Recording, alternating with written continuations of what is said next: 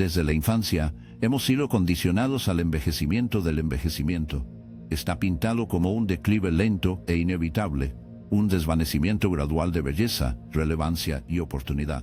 La sociedad celebra a los jóvenes como si fuera la única fase de la vida que vale la pena vivir, mientras que cada paso más allá se encuentra con resistencia.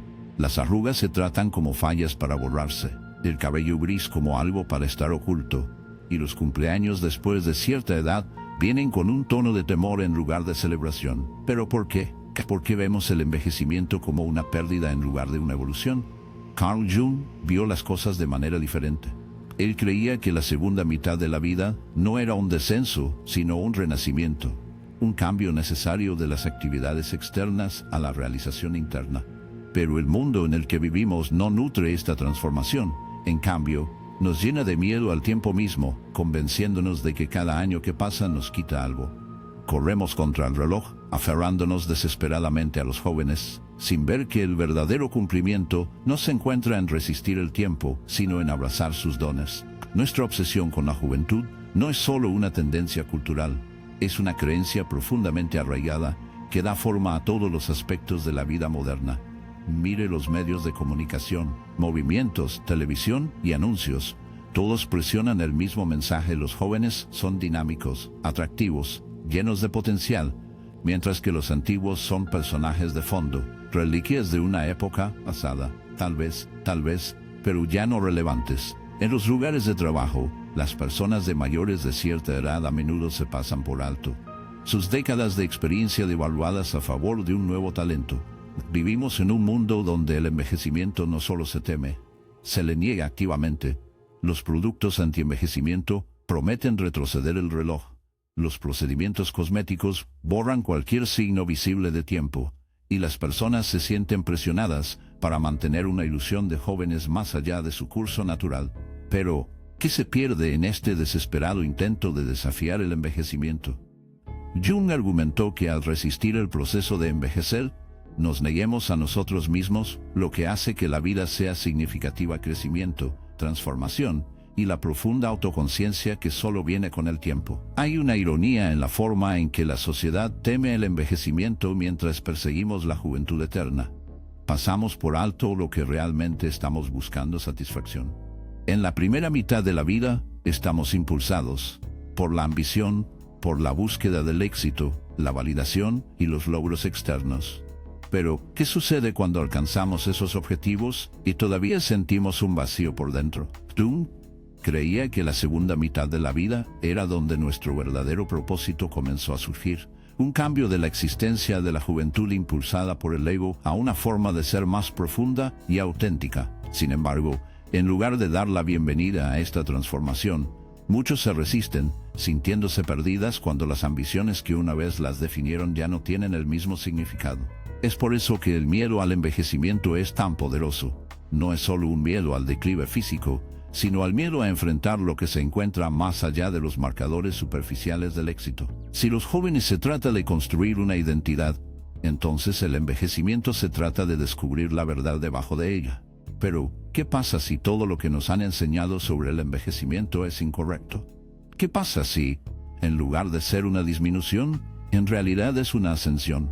Muchas culturas fuera del mundo occidental moderno lo han entendido durante mucho tiempo. En las sociedades indígenas, los ancianos son venerados como los guardianes de la sabiduría, su edad vista como un testimonio de su profundidad y comprensión de la vida. En las filosofías orientales, envejecer se asocia con un viaje hacia la iluminación, donde las distracciones de los jóvenes se desvanecen y surgen una verdadera claridad. ¿Qué pasa si vimos el envejecimiento no como algo por temer, sino como algo que se abraza? ¿Qué pasa si en lugar de resistirnos, nos inclinamos en sus lecciones? La gran idea de Jung era que la segunda mitad de la vida no es un momento de pérdida, es un momento de integración, donde finalmente comenzamos a entender quiénes somos realmente más allá de los roles que una vez jugamos. Pero para alcanzar esta realización, primero debemos liberarnos de la ilusión de que los jóvenes son el pico de la existencia, porque la verdad es que la vida no termina a los 40. En muchos sentidos, recién está comenzando. Desde el momento en que respiramos, la vida se convierte en un proceso para convertirse en alguien.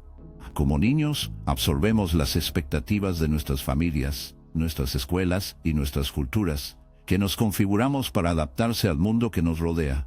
Aprendemos lo que se valora y lo que se ignora, lo que brinda aprobación y lo que conduce al rechazo.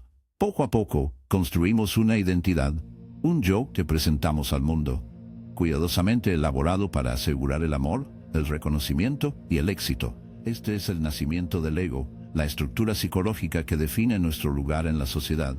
Durante la primera mitad de la vida, somos sus fieles sirvientes, perseguimos logros, acumulamos el estado y medimos nuestro valor para los estándares externos. Creemos que si podemos construir la vida correcta, encontrar la carrera correcta, la pareja adecuada, las posesiones correctas, entonces finalmente nos sentiremos completos. Pero debajo de esta persecución, algo permanece invisible: el hecho de que no importa cuánto logremos, un hambre más profundo aún persiste. Jung creía que esta etapa de la vida era necesaria pero incompleta. El viaje del ego no es el final, es solo el comienzo. El ego prospera en la separación, se define por lo que es y lo que no es. Busca control, estabilidad y certeza, construyendo un sentido de sí mismo que es sólido e incuestionable. Es por eso que la primera mitad de la vida a menudo se llena de ambición, competencia y comparación. Nos esforzamos para tener éxito no solo porque queremos, sino porque sentimos que debemos hacerlo. Fallar no es ser nada, ser invisible, desaparecer en irrelevancia. La sociedad refuerza esta creencia a cada paso, enseñándonos que nuestro valor está ligado a nuestra productividad, nuestro atractivo, nuestra capacidad de destacar. Y así, seguimos avanzando, convencidos de que la felicidad se encuentra justo más allá del próximo hito. Pero cuanto más perseguimos, más frágil se vuelve nuestra identidad, porque cuando nos definimos solo por marcadores externos, nos convertimos en prisioneros de ellos. Cuando termina una carrera, cuando una relación se disuelve, cuando la juventud se desvanece, ¿quiénes somos entonces? Estas son preguntas que el ego no puede responder. Fue construido para conquistar el mundo exterior, no para navegar las profundidades del interior. Y así, para muchos, la primera mitad de la vida termina en una sensación de desilusión tranquila y aguda. Llega un momento en que los logros que una vez parecían tan importantes comienzan a sentirse vacíos. La carrera que una vez te definió ya no te emociona. Las relaciones que construyó ya no traen el mismo cumplimiento. Las ambiciones que una vez te impulsaron ahora se sienten como un peso.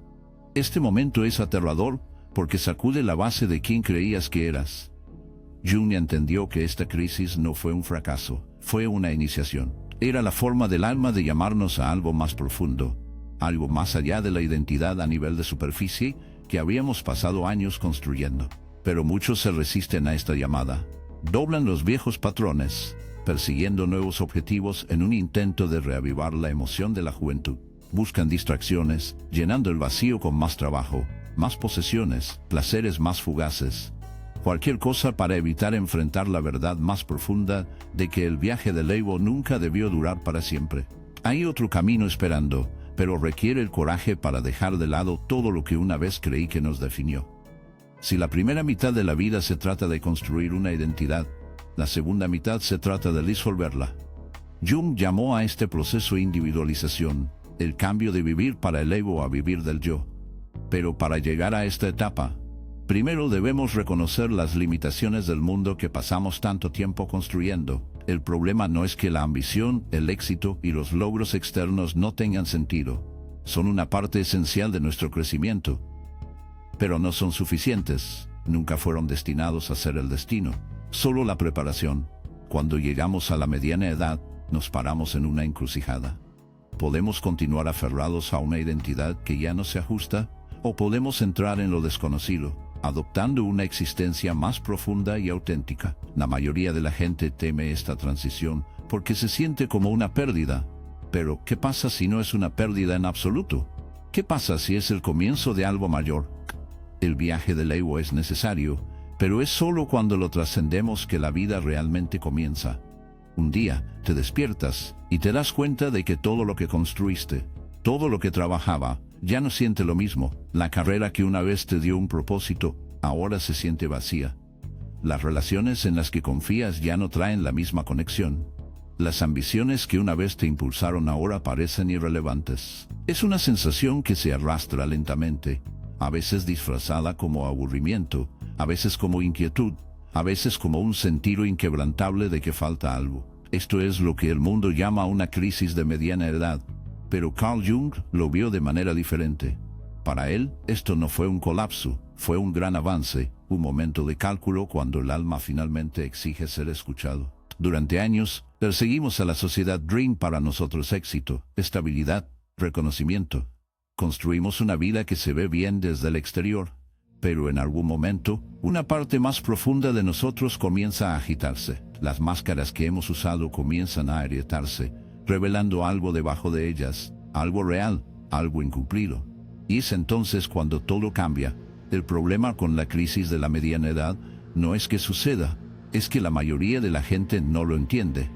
La sociedad lo trata como una fase, un momento de rebelión irracional. Bromeamos sobre el hombre que compra un auto deportivo, la mujer que de repente cambia su vida, la persona que se aleja de todo lo que una vez valoró. Pero estas acciones, por impulsivas que parezcan, a menudo son síntomas de algo más profundo, la comprensión de que la vida que construimos nunca fue realmente nuestra, que seguimos un guión, un conjunto de expectativas, sin detenerse a preguntar si era lo que realmente queríamos. Jung, una vez valoradas, pero estas acciones, tan impulsivas como pueden parecer, a menudo son síntomas de algo más profundo, la comprensión de que la vida que construimos nunca fue realmente nuestra, que seguimos un guión, un conjunto de expectativas, sin detenerse a preguntar si era lo que realmente queríamos. Jung creía que esta crisis era inevitable porque la primera mitad de la vida no está destinada a durar para siempre. Está diseñado para llevarnos a este momento cuando nos vemos obligados a enfrentar las partes de nosotros mismos que hemos ignorado. El éxito que perseguimos, la identidad que construimos, nada de ella puede responder a las preguntas reales que comienzan a surgir. ¿Quién estoy más allá de mis logros? ¿Qué quiero realmente? ¿Cuál es el propósito de mi existencia? Estas no son pequeñas preguntas, son del tipo que sacuden la base de nuestro ser. Muchos resisten este despertar, intentan silenciar la incomodidad, distraándose con nuevas metas, nuevas relaciones, nuevas posesiones.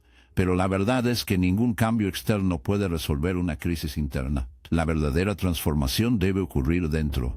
La crisis de la mediana edad no se trata de perder lo que tenías. Se trata de descubrir lo que faltaba todo el tiempo. Jung vio esto como una transición necesaria, un cambio de vivir para el ego a vivir del yo.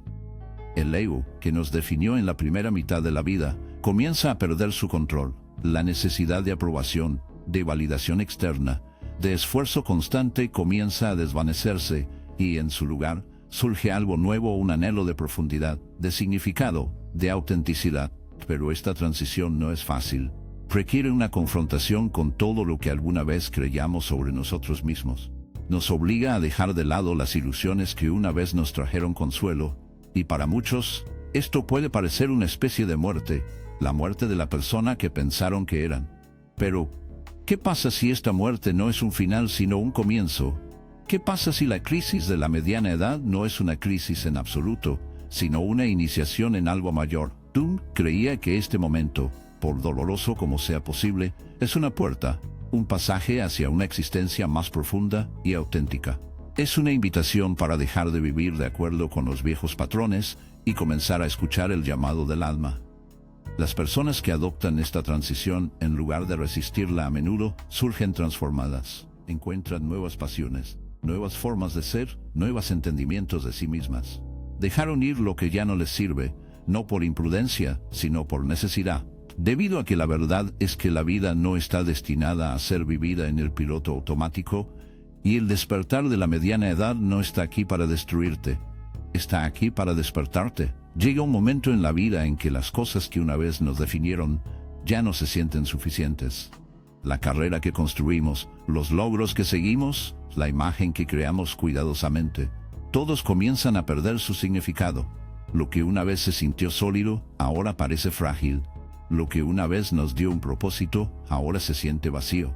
Este es el momento en que nos paramos al borde de algo desconocido, enfrentado a una opción: aferrarse a lo familiar o entrar en el misterio de quienes realmente somos. Carl Jung llamó a este proceso individualización el viaje de integrar todos los aspectos ocultos, olvidados y reprimidos de nosotros mismos para ser completos. Es un cambio de vivir para el ego a vivir desde el ser, y no es un viaje fácil. El ego resiste el cambio, teme a lo desconocido, se aferra a las viejas identidades porque dejar ir se siente como la muerte. Pero, ¿qué pasa si esto no es una muerte sino un nacimiento? ¿Qué pasaría si al liberar el yo que alguna vez pensamos que éramos, finalmente descubrimos la verdad de quién siempre estábamos destinados a ser? Durante la primera mitad de la vida, el ego estamos gobernados. Es la parte de nosotros, la que busca logros, estatus y validación. Mide nuestro valor por cómo nos comparamos con los demás. Prospera en la separación, en definirse a sí mismo como este y no eso. Si bien esta etapa es necesaria para el crecimiento, también es limitante. El ego no puede ver más allá de sí mismo. Cree que la felicidad radica en el éxito externo, que la seguridad proviene del control y que nuestra identidad es fija e inmutable. Pero a medida que avanzamos más en la vida, las grietas comienzan a formarse en esta ilusión. Comenzamos a sentir que falta algo, que hay más para nosotros que el papel que hemos jugado.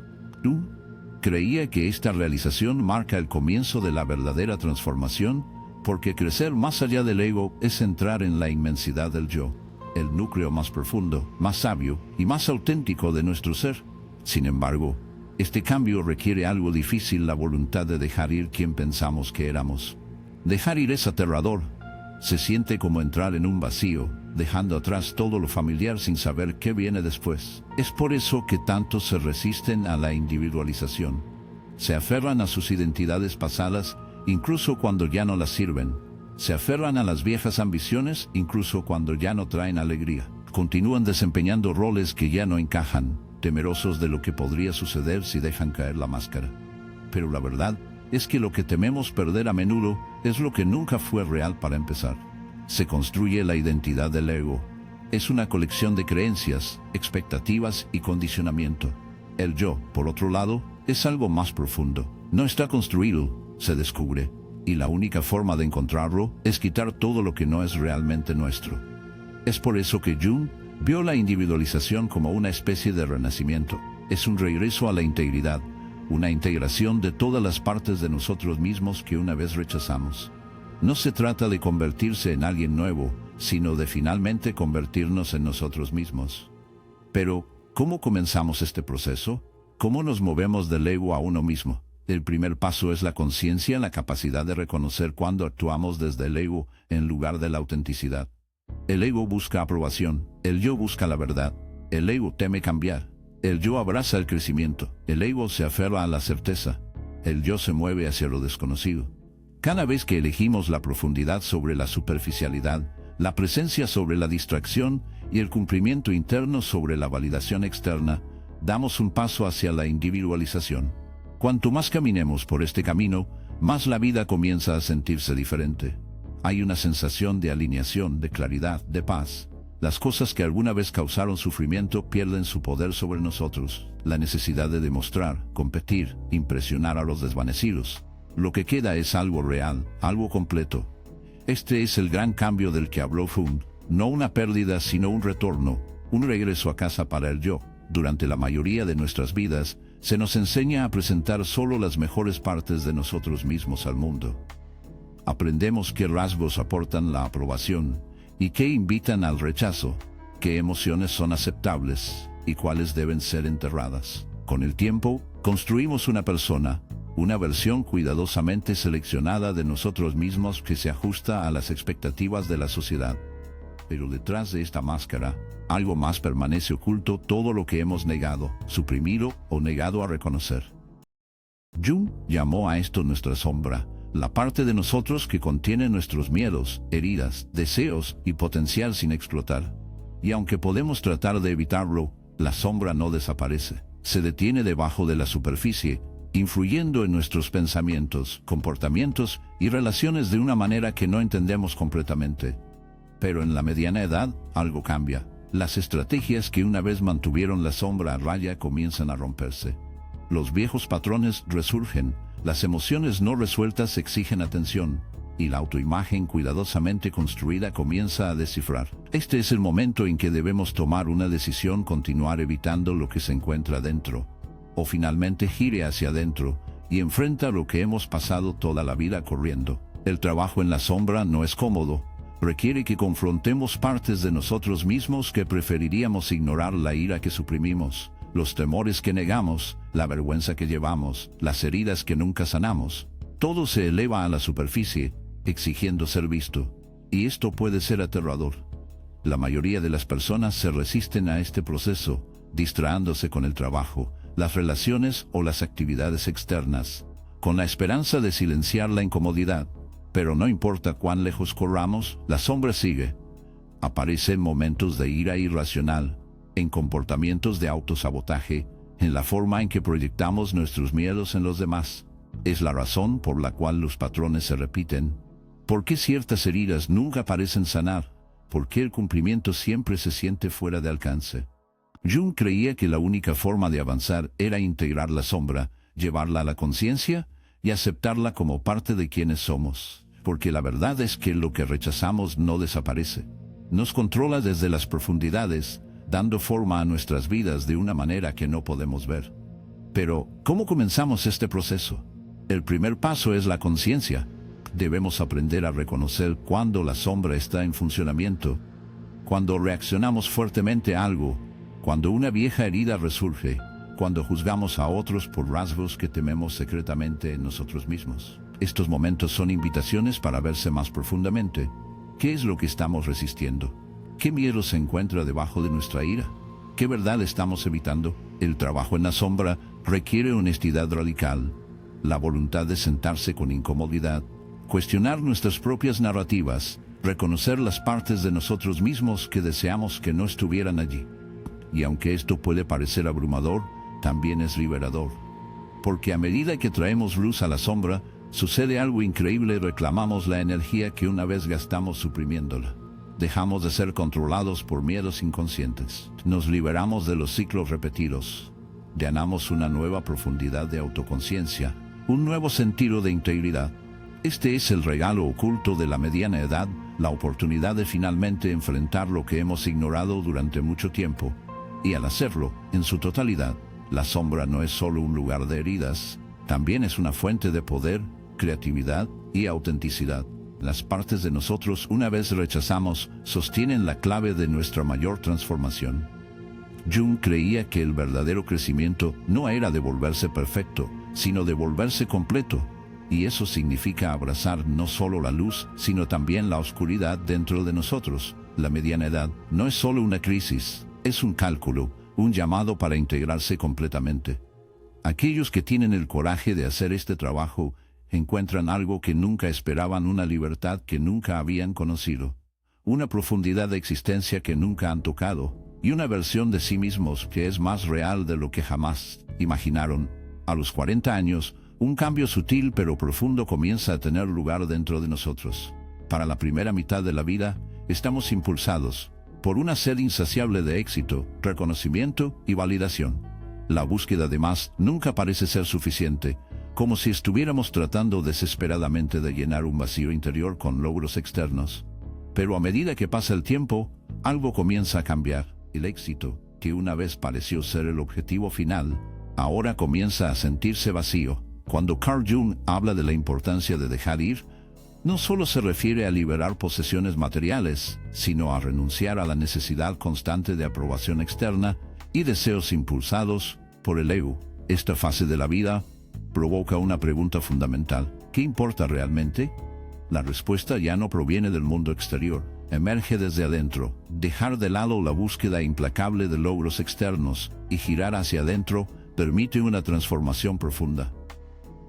Cuando el ego nos pierde su control, podemos ver la vida desde una perspectiva más amplia y profunda. Comenzamos a darnos cuenta de que el valor de nuestra existencia no radica en lo que acumulamos o en el número de elogios que obtenemos, sino en la paz que encontramos dentro de nosotros mismos. El ego, que durante años ha sido la fuerza impulsora de nuestro viaje, pierde su poder. A partir de este punto, comenzamos a adoptar una existencia más auténtica, una que valora la simplicidad, la profundidad y el cumplimiento interno. El proceso de alquiler no se trata simplemente de abandonar las posesiones materiales o los viejos hábitos. Se trata de eliminar las capas de identidad a las que una vez aferramos.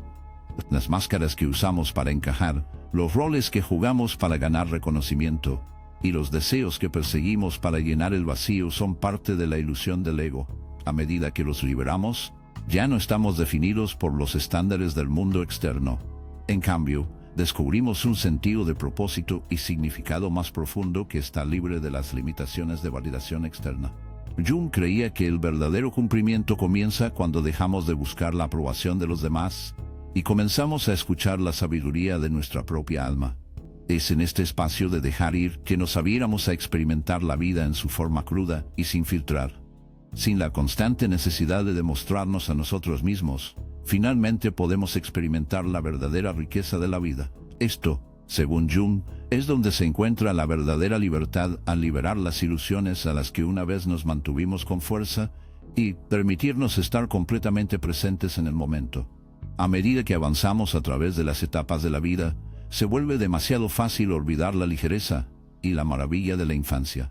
El mundo, una vez lleno de infinitas posibilidades, se estrecha gradualmente a medida que envejecemos, pesado por las responsabilidades, las expectativas y la búsqueda del éxito externo. Pero, ¿qué pasa si la clave para el verdadero cumplimiento no se encuentra en el futuro o en los logros de la edad adulta, sino en la reconectación con el niño interior que todavía reside dentro de nosotros? Jung creía que la forma de recuperar la alegría y el significado en la vida es redescubrir la espontaneidad, la curiosidad y la creatividad que alguna vez tuvimos como niños.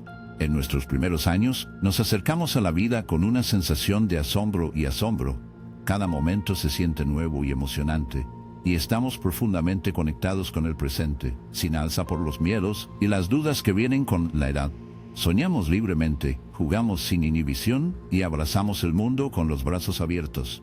Sin embargo, a medida que envejecemos, estas cualidades a menudo son suprimidas por las demandas de la edad adulta. Perdemos contacto con ese espíritu infantil, intercambiándolo por un enfoque más práctico de la vida. El niño interior, una vez lleno de vida y creatividad, queda enterrado bajo capas de acondicionamiento y expectativas sociales. Pero la belleza de la vida después de los 40 es que tenemos la oportunidad de reclamar esta parte perdida de nosotros mismos. No se trata de volver a la inmadurez o descuidar las responsabilidades de la edad adulta, sino más bien para despertar la esencia de quienes fuimos. Esta reconexión con nuestro hijo interior nos permite experimentar la vida con un renovado sentido de asombro, curiosidad y alegría. Nos recuerda que la alegría no proviene de logros o posesiones externas, sino de los simples placeres de estar vivos y presentes en el momento. Jung se refirió a este proceso como la reunión con el niño interior, un regreso a un estado de inocencia y alegría que no se toca por las dificultades y decepciones de la vida. Cuando nos volvemos a conectar con esta parte de nosotros mismos, comenzamos a ver el mundo con una luz completamente diferente. Los momentos cotidianos, una vez vistos como mundanos o triviales, se vuelven imbuidos de significado y belleza. Redescubremos la magia de los placeres simples, ya sea viendo una puesta de sol, escuchar música o pasar tiempo con sus seres queridos. El poder de reconectarse con el niño interior es transformador. Nos libera de la pesada carga de luchar y actuar, lo que nos permite adoptar la vida tal como es, en lugar de ser algo que debemos mejorar o conquistar constantemente. Al redescubrir la maravilla infantil dentro de nosotros, comenzamos a comprender que la felicidad y el significado no son objetivos distantes que deben lograrse, sino estados de ser experimentados en el presente. Jung creía que este regreso a la inocencia y la alegría es esencial para vivir una vida que no solo es exitosa, sino realmente satisfactoria. Como Carl Jung declaró tan profundamente, la vida no termina a los 40, finalmente comienza. Durante gran parte de nuestra existencia, estamos atrapados en un ciclo de buscar validación externa, persiguiendo logros fugaces e intentando llenar los vacíos dentro de nosotros mismos con éxito mundano. Pero una vez que llegamos a este punto fundamental, algo cambia. La búsqueda implacable de la aprobación y la ganancia de material ya no tiene el mismo encanto. Comenzamos a darnos cuenta de que las cosas que una vez nos definieron ya no satisfacen nuestros anhelos más profundos. Este es el momento en que la vida realmente comienza, cuando el ego ya no dicta cada uno de nuestros movimientos, y el verdadero viaje del alma puede desarrollarse. En el pasado, podemos haber definido el éxito por lo que podríamos acumular, por los títulos que sostuvimos o por los aplausos de los demás. Pero en la segunda mitad de la vida, comenzamos a comprender que el cumplimiento más profundo proviene de adentro. Llegamos a un acuerdo con el hecho de que ninguna cantidad de riqueza, reconocimiento o elogios puede darnos la paz y la alegría que buscamos. Esta conciencia nos libera de las cadenas de la ambición impulsada por el ego y nos permite vivir de manera más auténtica. La sabiduría de nuestros años nos otorga la capacidad de vivir con un sentido de propósito y claridad que nunca antes habíamos tenido.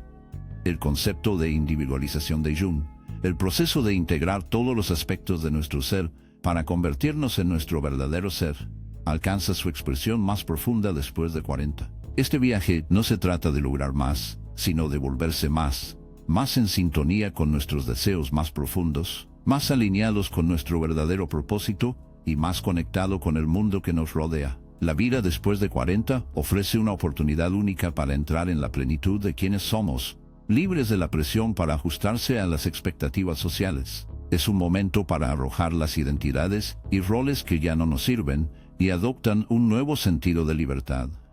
Esta fase de la vida no es una disminución, sino un renacimiento, un tiempo de redescubrimiento, reinvención y renovación. A medida que entramos en los últimos años de nuestras vidas, ya no estamos obligados por las medidas superficiales del éxito. En cambio, comenzamos a comprender que la verdadera esencia de la vida radica en vivir auténticamente, en abrazar nuestra individualidad y en encontrar la paz con quienes somos. Es en este espacio donde encontramos un cumplimiento profundo y duradero, uno que es mucho más rico y más significativo que cualquier cosa que pudiéramos haber imaginado en nuestra juventud. Jung creía que esta etapa de la vida, este verdadero comienzo, nos ofrece la oportunidad de vivir con un sentido de propósito más profundo, perseguir lo que realmente importa y experimentar la vida en su forma más plena y auténtica. Es en la segunda mitad de la vida que descubrimos no solo quiénes somos, sino quiénes estamos realmente destinados a ser.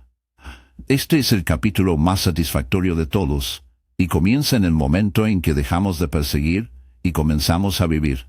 Si ha disfrutado de este video y lo ha encontrado estimulando, por favor dale un gusto y suscríbete al canal para obtener más información. Recuerde, el viaje del autodescubrimiento y el crecimiento no termina aquí.